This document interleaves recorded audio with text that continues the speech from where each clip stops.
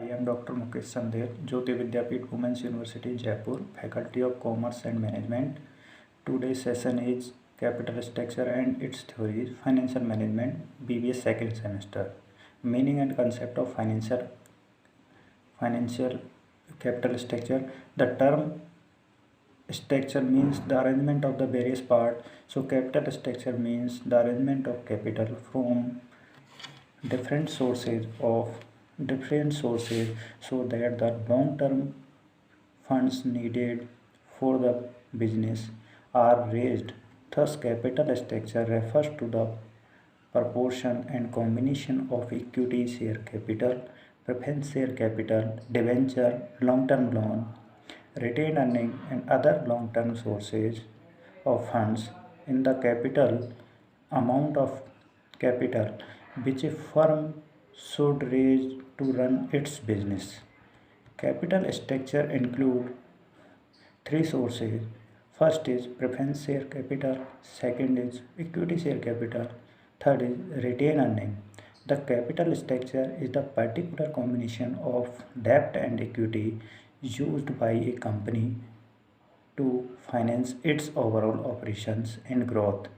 Debt comes in form of blood issue or loans, while equity may come in form of common stocks, preferred stock, a retained earning, short-term debt, such as a working capital requirement, is also considered to be a part of capital structure. Few definitions of capital structures. Capital structure of a company refers to makeup of its capitalization and its include all long-term resources, loan, reserves, shares and bonds. Capital structure is the combination of debt and securities that comprise a firm financing of its asset. Capital structure refers to the mix of long-term sources of funds such as debenture, long-term debt, preference share capital, equity share capital, include reserve and surplus. Some importance of capital structure theories and capital structure. First point is increase in the value of firm. Increase in the value of firm is sound capital structure of a company helps to increase the market price of share and securities. Market share of securities which in term to lead increase in the value of the firm. Second point is utilization of available funds. A good capital structure enables a business enterprise to utilize the available funds fully. A properly designed capital structure ensures the determination of financial requirement of the firm and raise the funds in such proportion from various sources of their best possible utilization. A sound capital structure protects the business enterprises from the overcapitalization and undercapitalization. Third point is maximization of return. A sound capital structure enable management to increase the profit of a company in the form of higher return to equity shareholder, that is increase in the earning per share EPS. This can be done by the mechanism of trading on equity, that is it's referred to increase in the proportion of the debt capital in the capital structure, which is the cheapest source of capital. If the rate of return on capital employed, that is shareholder funds plus long-term borrowings, exceeds the fixed rate of interest paid to the debt holder, the company is said to be trading on equity. Fourth point is minimization of cost of capital. A sound capital structure of any business a sound capital structure of any business enterprises maximize shareholders values through minimization of the overall cost of capital.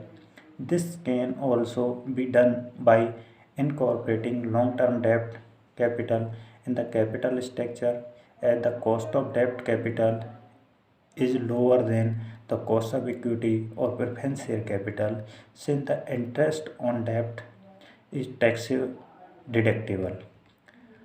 5 point is solvency or liquidity position of a firm. A sound capital structure never allow a business enterprise to go for too much rising of debt because at the time of poor earning, the solvency is distributed for compulsory payment of interest to the debt supplier. 6 point is flexibility. A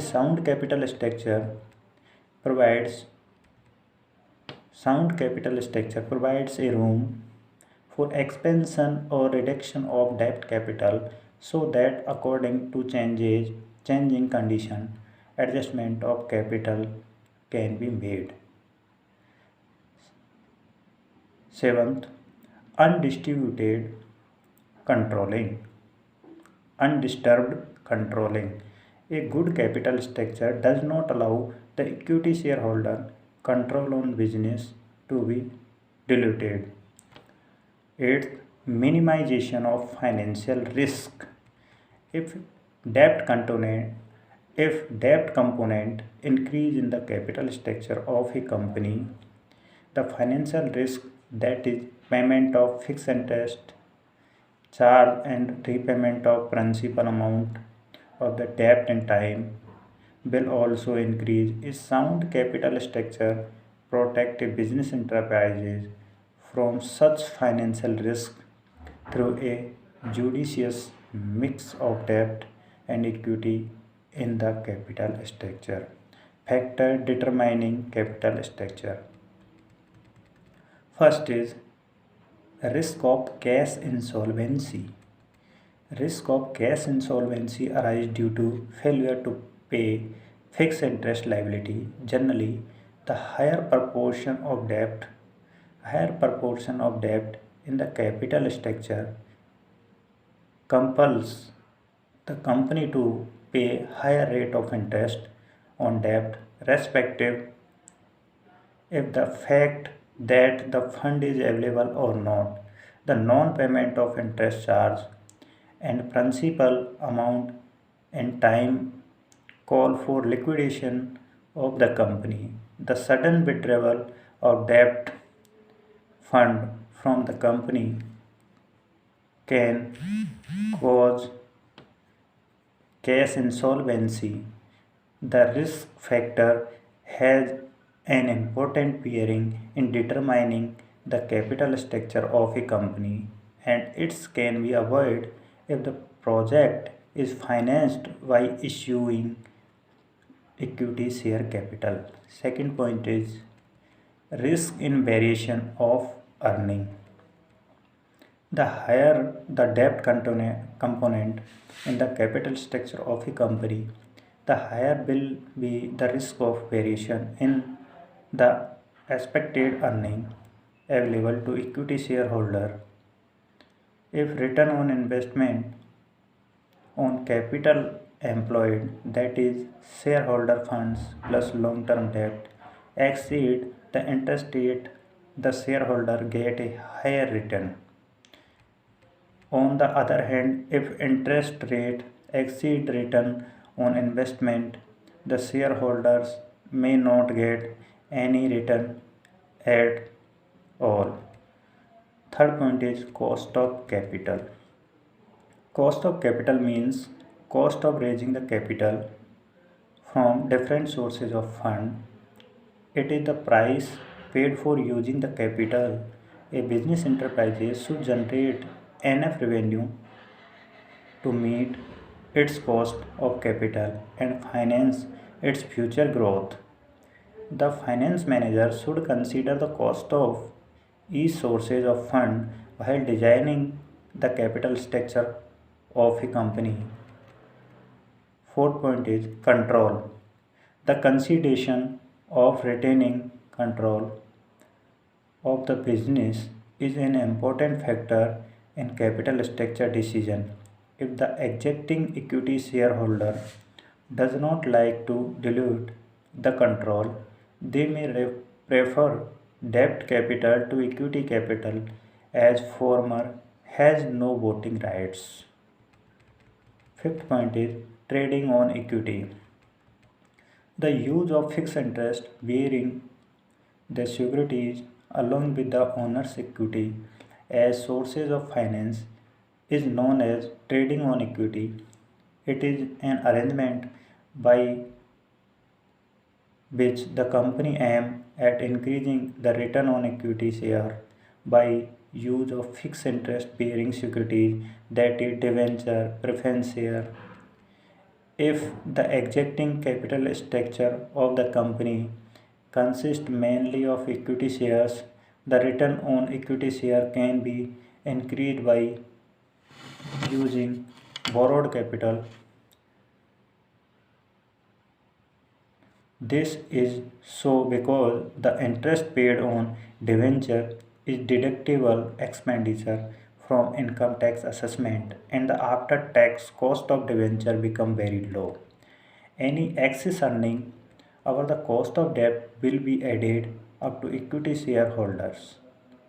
If the rate of return on total capital employed exceeds the rate of interest on the debt capital or rate of dividend on preference share capital, the company is said to be trading on equity. Sixth point is government policies. Capital structure is influenced by government policies, rules and regulations of SEBI and leading policies of financial institutions which change the financial pattern of the company. Totally, monetary and fiscal policies of the government will also affect the capital structure decisions. Next point is size of the company. Available, Availability of funds is greatly influenced by the size of company. Small company finds it difficult to raise debt capital.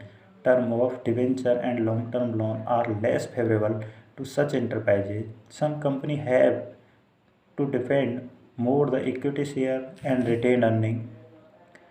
On the other hand, a large company issue various types of securities despite the fact that they pay less interest because investors consider large companies risk, less risky.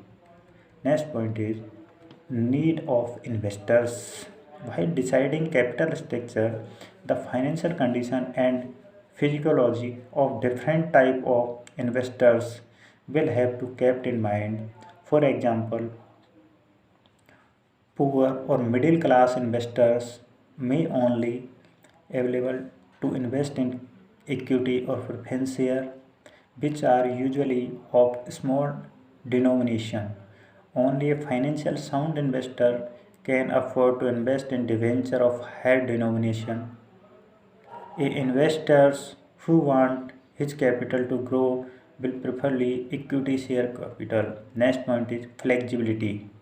The capital structure of a company should be such that it can raise funds as and when required. Flexibility provides room of expansion both in terms of lower impact on cost with no significant risk in profile.